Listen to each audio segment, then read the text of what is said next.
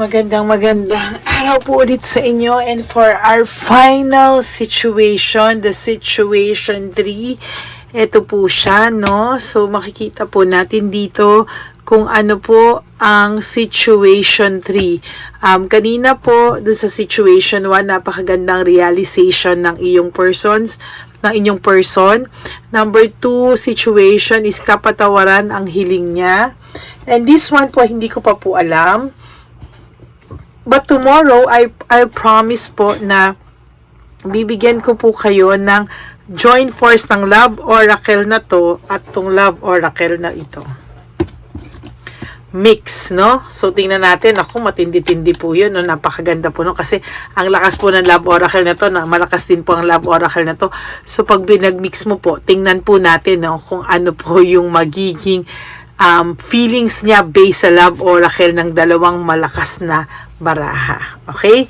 Para po ngayon sa ating cards, tingnan po natin. I'm so attracted to you, no? Meaning ang taong ito po ay may pagnanasa pa sa'yo o attraction, ano? Kahit pa paano po, kahit kayo ay wala na, ang taong ito po ay attracted pa rin sa'yo, no? Sa mga oras na to, attracted pa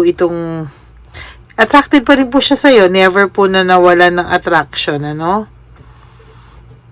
Yan ang maganda sa unang cards, na attracted pa din siya sa'yo.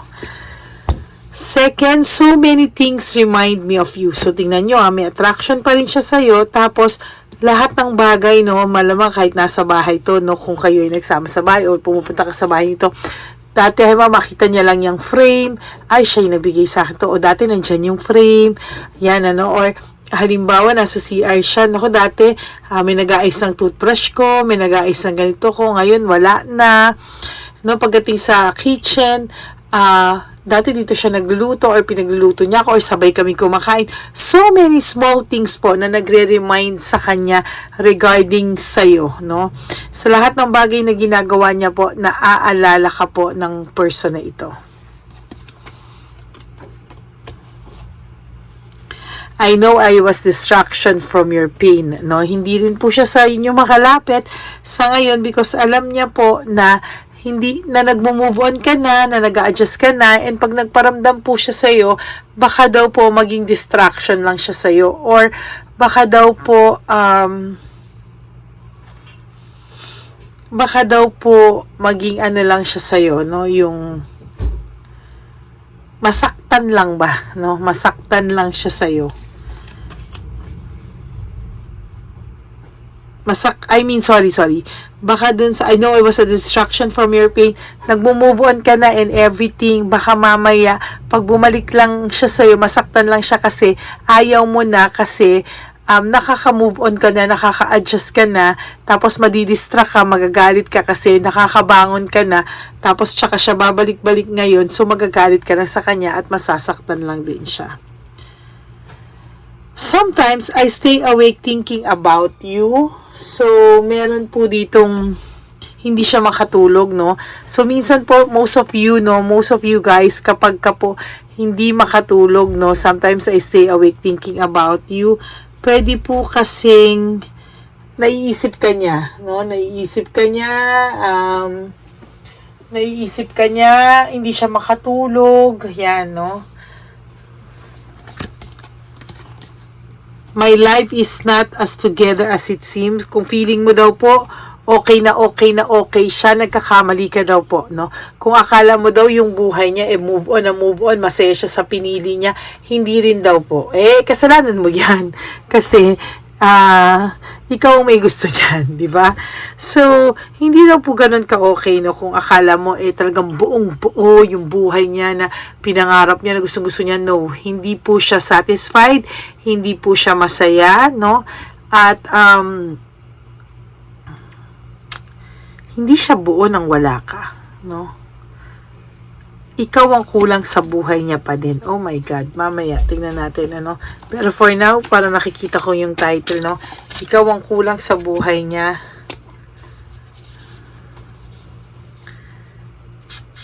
Hindi buo ang buhay niya. kung wala ka. Ikaw ang kulang. Sinusto mo yan eh. Nasa iyo na, pinakawalan mo pa siya. O, di yan. No? So, my life is not together as it seems. We will be together again. So, ang tao pong ito ay umaasa na magiging kayo pa din, no? Na someday, gusto niya po na maging kayo pa rin ulit kasi hindi nga daw po buo yung buhay niya kung wala ka, no? Hindi daw po buo yung buhay niya kung wala ka. Nalungkot siya, no? Kulang yung buhay niya kung wala ka. We need to let each other go. Ito po yung mga sinabi niya sa'yo na hindi tayo para sa isa't isa, hindi na ako masaya sa'yo, dapat pakawalan na natin isa't isa, or simply pinakawalan ka lang po niya ng ganun-ganon, ano? Na akala niya po, ganun ka lang kadaling pakawalan, at ganun ka lang kadaling kalimutan, pero nagkamali po siya nung sinabi niya po ito, o pinaramdam niya sa'yo na, na kailangan yung palayain yung isa't isa. Kaya naman po, no, takot po siyang kontakin ka, no? I am afraid to contact you kasi hindi niya na po alam kung distraction na nga lang siya sa'yo ngayon, no? Kung nakamove on ka na, iniisip niya po palagi ikaw kung kamusta ka na dahil siya, hindi po siya buo, no? Iniisip niya na pwede pa ba tayong magbalikan kahit na sinabi ko sa'yo na pakalayain na natin na isa't isa. Ngayon, takot siya pong kontakin ka, takot siyang lumapit sa'yo, takot po siya sa lahat, no? Kasi hindi niya po alam kung ano yung magiging reaction mo dito, no?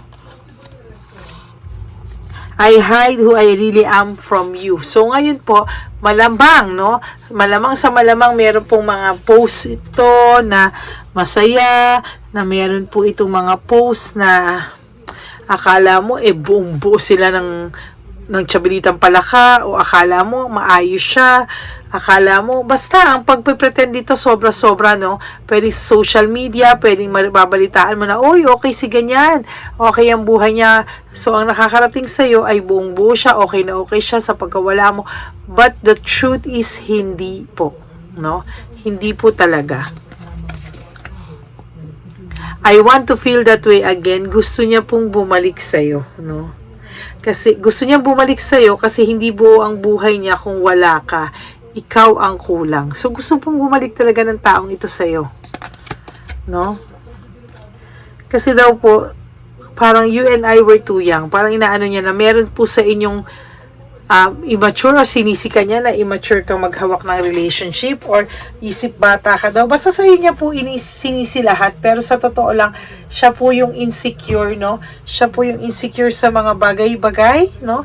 Siya po yung hindi sumeryoso sa relationship na siya po yung tumiwalag sa samahan niyo, no? Siya po talaga lahat. Oh.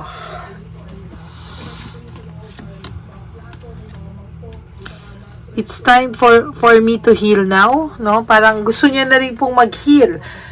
Gusto na din po niyang makamove on tulad mo dahil akala niya nakamove on ka na talaga. Yung totally move on na. Kasi ngayon hindi ka pa naman po nakaka-move on na move on. Pero somehow naka-adjust ka, no? Kahit papano. No, it's time for me to heal now, sabi niya. Pero hindi niya po magawa kasi lagi kanyang naiisip, no? You don't know how hard it was to let you go, no? Talaga pong ang masasabi ko po talaga dito ay gusto pong bumalik ng taong to, sa totoo lang, no? Hindi niya lang po alam papaano, no? Papaano or ano po yung tamang gawin, no? Sorry, ayusin natin. Hindi niya po alam kung ano, papaano ba to, no? Papaano yung, ano yung mararamdaman niya, kung babalik siya sa'yo, alam mo yun, hindi ko makuha yung hindi ko makuha yung salita. Wait ha. Parang ang iniisip ko dito is, parang iniisip niya na ang sakit naman na pinakawalan kanya na hindi niya alam na napakahirap pala, no? Hindi niya alam na ganun pala talaga, no? Matindi pala talaga yung samahan nyo, ang haba pala ng PC mo sa kanya, alam mo yon, parang hindi niya alam na mahihirapan siya kapag umalis ka na, no? Or ni-let go mo na siya, mahihirapan din pala daw siya. Ang hirap kasi dito sa taong to, no? Hindi niya inisip muna na akala niya pag ayaw ka na niya, no? Hindi niya in-expect na pag nawala ka ng tuluyan, mahihirapan siya, no? Kasi sa totoo lang, hindi po ganun kadali dahil yung pinagsamahan nyo kahit papano ay masaya, no? Masaya, puno ng pagmamahal din, ano? Pero nung bandang huli kasi, naging bad sa ito, no? Naging bad talaga po sa ito, sa totoo lang. Kaya, hindi ko alam yung sasabihin ko sa kanya ngayon. Naiinis ako sa kanya, ngayon niya naiisip yan, na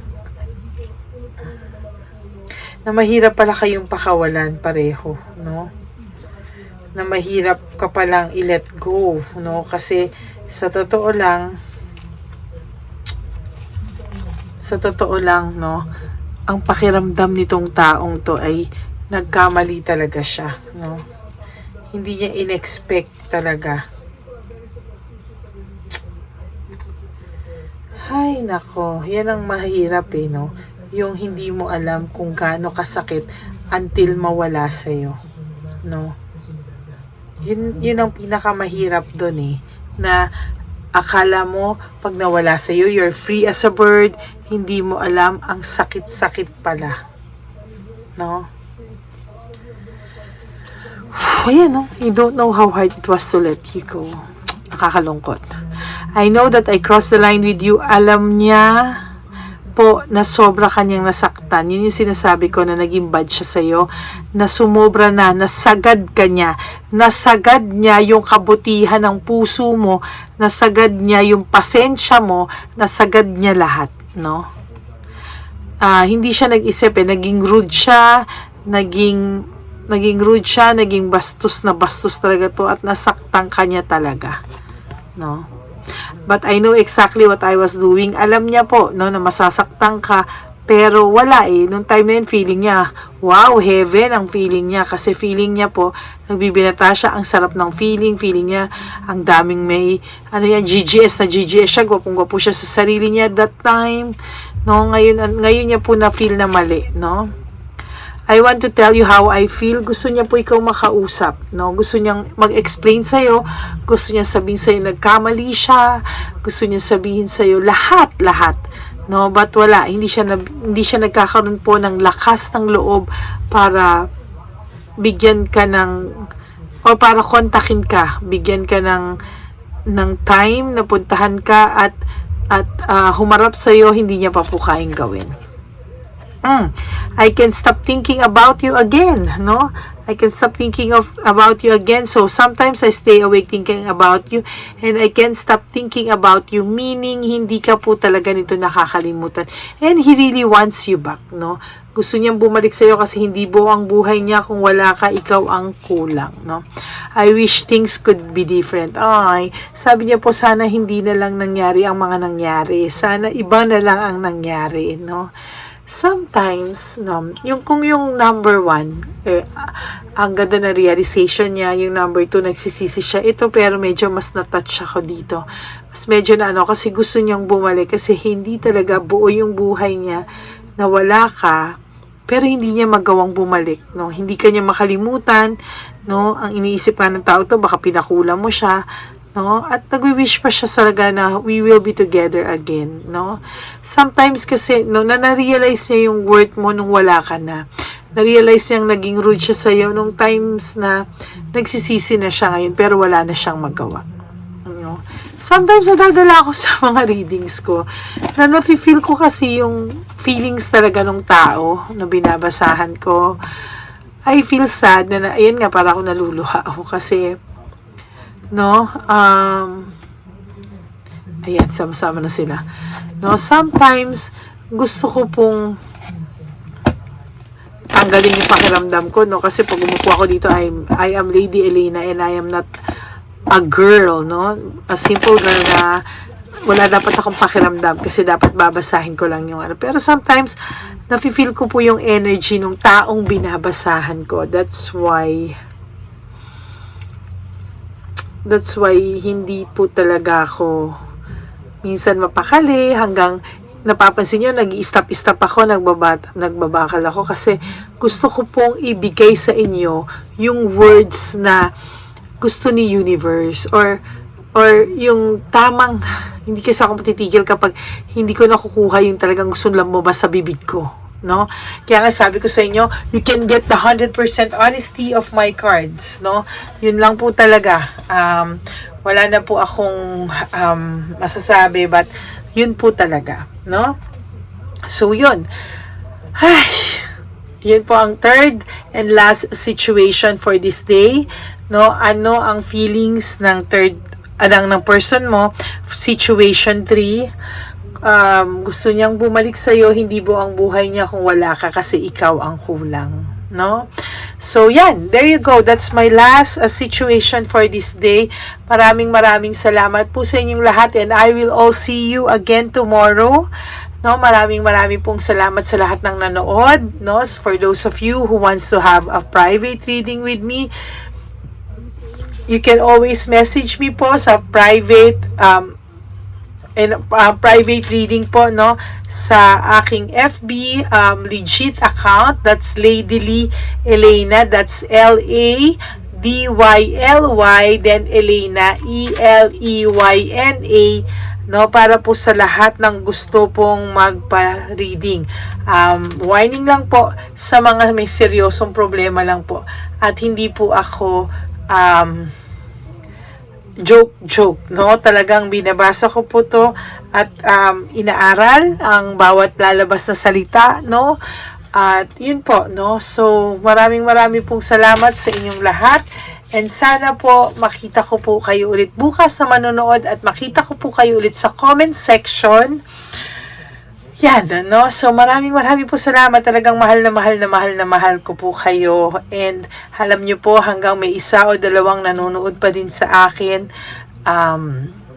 I promise you na hindi ko po titigilan, ano? Siyempre, minsan nalulungkot po ako na parang, ba't ganun yung views? Dati ganito, ba't ngayon ang effort ako pero ganito lang. Pero okay lang po yun. Kasi po, na-realize ko na hindi po yan sa dami ng views. Yun po yung mga nanonood, yun lang po yung destined na manood kasi para sa kanila lang yung message. Kung dati umaabot ang isang video ko ng 16,000 views at ngayon nasa 3, 4, 5,000 views lang, okay lang kasi yun lang pala yung sinenda ng Divine Universe na nakatalagang manood nun because yun ay para sa kanila, no? So, yun po. Maraming salamat po. And for those of you po na naka-resonate, please like nyo po yung video and comment down below. At nagbabasa po ako every time na tapos na ako sa lahat ng work, ng readings, ng general and private readings, no? Pag when I take my rest, nahiga na po ako, nagbabasa po ako niya, kaya minsan nakikita niyo po may like ako sa mga comments, no? Yun lang po, no? And of course, I'm asking all of you for a prayer naman po, no? I will have my whole domain ultrasound on February 23 at exactly 7:40 a.m. Please po, ipag-pray nyo naman po ako kasi duwag po ako sa mga ganyan, sa mga sakit-sakit, no? So, please pray for me. This is a general check-up. Gusto ko lang po mag-general check-up para po healthy tayo, no? Kung ano man, no? Pero takot po ako sa mga takot po ako may makikita or what. Pero, no, ipag-pray nyo po ako. Sama-sama naman po tayo mag-pray ng 7:40 a.m. on Friday, Feb 23 para sa aking whole abdomen ultrasound, no? So, yun po, no? Sana po, no? Pagdasal niyo po ako. I really need prayers po, no? Duwag po ako sa mga ganun, no? Sa lahat po, kaya kong labanan kahit sino man lulokong lalaki. Pero po sa mga test ng mga exams regarding sa health, dun po ako bagsak. Ayun po. So, maraming salamat po. And I will all see you again tomorrow, no? Tomorrow is Tuesday. Ang lakas-lakas po, so wag niyo pong papalagpasin yan, ha? So maraming po salamat again to my Lady Elena friends, family, and subscribers. Mahal na mahal ko po kayo. And thank you for always supporting me. For those of you who wants to give me a super thanks, nasa right side po, bottom right side ng comment section, yan, pakipindot nyo lang po yan, and I would really appreciate that. Yan, so maraming po salamat. Thank you from the bottom of my heart. I love you all, and may God bless you. Bye!